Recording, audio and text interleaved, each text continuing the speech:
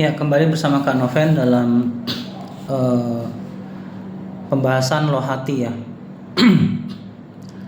Inti temanya di sini adalah bagaimana transisi dari inskripsi hukum eksternal yaitu loh batu ke inskripsi roh yaitu internal yaitu loh daging atau dikenal dengan loh hati ya.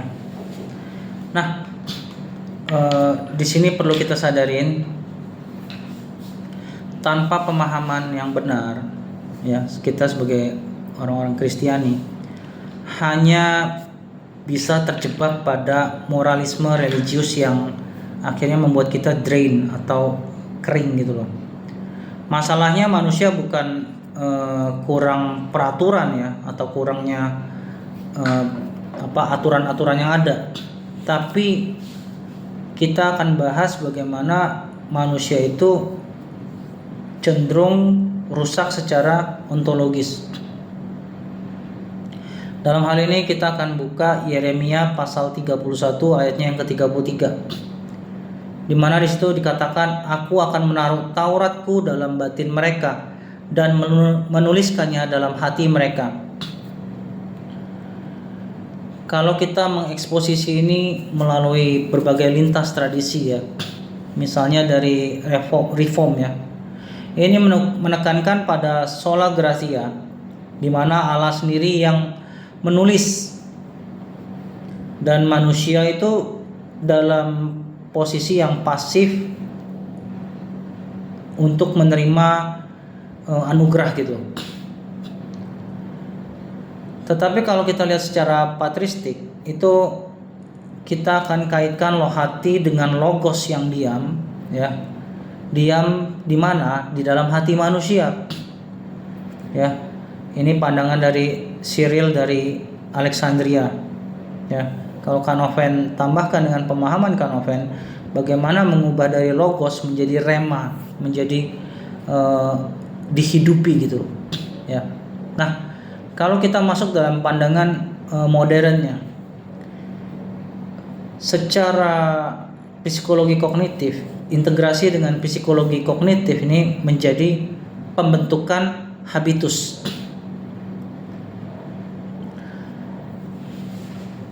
Yeremia 17, Yeremia pasal 17 dan Yeremia pasal 31. Ya. Kita menyoroti Yeremia pasal 17 ayat 1 khususnya. Di mana di situ adalah akta atau akte dakwaan ya. Dakwaan yang menjadi dosa tertulis. Ketika loh batu itu dinyatakan, maka jika ada hal yang menentang dari 10 Taurat itu, maka itu menjadi dosa yang pelanggaran yang sah gitu. Tetapi kalau kita lihat Yeremia pasal 31 ayat 33, itu menjadi akte atau akta kelahiran baru ya, dimana tadi menjadi dosa yang tertulis didefinisikan kalau melanggar dosa ya kan. Nah, kelahiran baru itu menjadi hukum tertulis, dimana di sini Kristus itu berdiri di antara keduanya sebagai penggenapan. Kalau kita lihat benang merahnya itu seperti ini. Yesus itu adalah loh hidup gitu loh. Dia yang hidup, disalib, dan juga di mana Kristus sendiri juga menyerap pena tanda kutip ya, pena besi dalam tanda kutip, pena besi penghakiman, di mana di situ kita maksudkan adalah bisa kita maksudkan sebagai hukum Taurat itu sendiri. Sehingga loh hati kita itu dibersihkan dari tinta dosa untuk ditulis baru dengan tinta roh. Ya. Ada pemahaman awam yang beredar ya, atau pandangan awam yang beredar Tuhan bantu saya menulis hukumnya di hati saya. Nah, ini bisa tergolong dalam fallacy populer lah. Ini semi Pelagianism, ya. Statement bahwa Tuhan bantu saya menulis hukumnya di hati saya. Ini bisa termasuk dalam fallacy populer, ya. Dalam konteksnya itu semi Pelagianism. Hal ini perlu dikoreksi. Kenapa? Karena Tuhan sendiri yang menulis. Roh Kudus itu bukan asisten. Roh Kudus itu adalah penulis utamanya. Peran kita adalah apa? Menyerahkan loh hati kita, bukan berusaha nulis sendiri. Kalau Kak Noven ngambil sebuah analogi ya, transplantasi jantung versus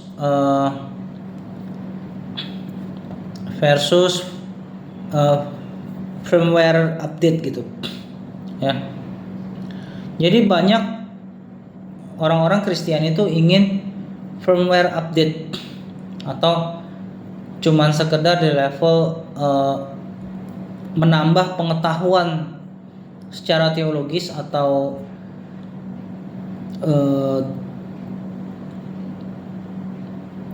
pemahaman secara otak, ya, dari pemahaman teologi, perspektif teologi, agar hidup itu lebih baik gitu loh. Hanya di level pengetahuan atau intelektual. Sedangkan dalam hal ini Allah Bapa itu menawarkan heart transplant gitu loh, mengganti jantungnya. Kita tuh tidak bisa mengupdate firmware pada organ yang sudah mati. Harus ada kematian lama. Manusia lama itu disalibkan atau mengalami Golgota dalam hidup kita untuk ada kehidupan baru, atau disebut juga dalam hal ini misalnya kita golongkan sebagai mengalami Pentakosta gitu dalam hidup kita. Karena kalau kita tidak mengalami pencurahan Roh Kudus, tidak hidup dalam Roh Kudus, kemungkinan besar kehidupan kita itu akan terjebak pada legalism atau agamawi gitu, ya. Kalau nggak terjebak ragi Farisi, ya terjebak ragi Herodes gitu, dimana sistem menjadi Allah dalam hidup kita. Kalau kita refleksi secara pribadi dalam hal ini ya, kira-kira narasinya kan seperti ini. Apakah tulisan yang paling dominan di hati kita agar hati kita itu tahu ya, apakah ada daftar kegagalan seperti yang kalian baca dari Yeremia pasal 17 ayat 1, atau di hati kita itu adalah kasih karunia itu sendiri yang bisa kita baca dari Yeremia 31 ayat 33 tadi. Itu kalau kita mau merefleksikan diri secara pribadi. Kalau ini untuk konteksnya komunitas, apakah kita menciptakan lingkungan di mana orang tuh berani berbagi dalam tanda kutip tulisan dosa, ya, baik itu pemberontakan, melawan kehendak Allah, atau tidak mau sinkron dengan hati Allah. Apakah kita mau berbagi pengalaman bagaimana kita dulu tuh secara jujur pernah di posisi yang tidak sejalan dengan kehendak Allah. Nah, dalam komunitas kita butuh berani men-sharingkan vulnerable kita kepada teman sekomunitas kita. Tidak hanya secara vertikal ya, tapi secara horizontal. Kenapa kita belajar berani men-sharingkan itu? Bukan hanya men-sharingkan kejatuhannya, tapi bicara bagaimana men-sharingkan apa yang kita alami dan bagaimana kita merespon ya darah Kristus sebagai aplikasi kita mau mengalami perubahan atau menghapus tulisan dosa tadi dengan darah Kristus. Apa langkah kita yang kita ambil untuk melakukan itu? Kalau dalam aplikasinya secara penggembalaan ya seperti ini, untuk personal ya, kita bisa gunakan metode SCORE yang selama ini Kak Noven sharingkan ya, akronim SCORE itu, untuk melakukan audit harian biar tidak terjebak ya. Jangan hanya tuh mencari tuh kebenaran sendiri, tapi cari kebenaran yang tertulis dari firman Tuhan itu. Kalau untuk audit personalnya kita. Tapi kalau kita lihat secara keluarga misalnya,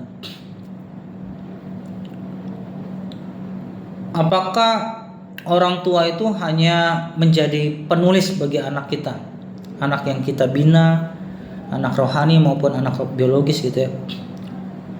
Tetapi mengizinkan nggak kita bahwa Roh Kudus itu untuk menulis, menjadi penulis utama dalam hidup anak-anak yang kita bina, yang dipercayakan kepada kita?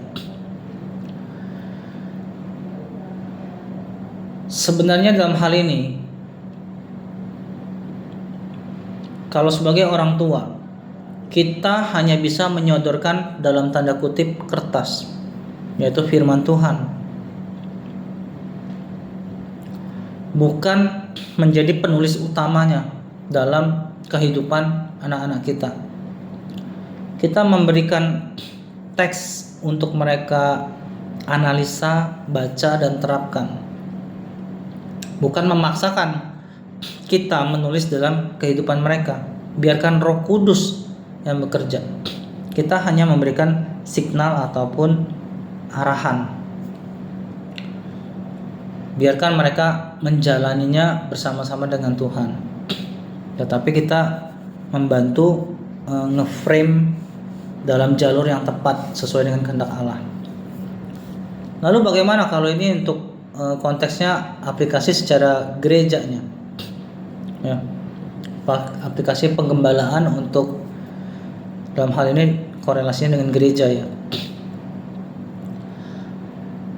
Komsel itu harusnya menjadi tempat di mana tinta dosa, dalam tanda kutip tinta dosa, diakui dan tinta anugerah diberitakan. Bukan cuman sekedar moralisme ya, terjebak pada moralisme ya, tetapi lebih ke arah bagaimana mereka ngalaminnya ketika bertemu orang, tidak hanya karena harus terjadi dalam kisah gereja. Kalau kita membatasi dalam kisah tembok gereja aja ya, maka apa bedanya kita sama orang Farisi gitu, membatasi. Dalam hal ini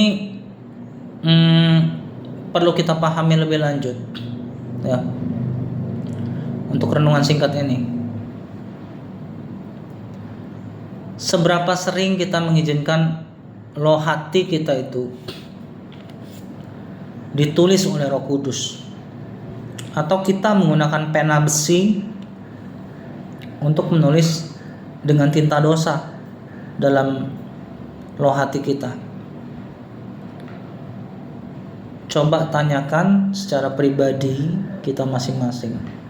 Atau bahkan kita pernah menuliskan menggunakan pena besi tadi kepada anak-anak yang kita bina.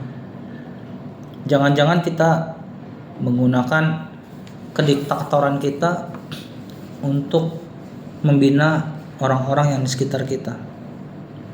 Coba pahami hal ini. Untuk penutupnya, setiap kita bisa berdoa ya,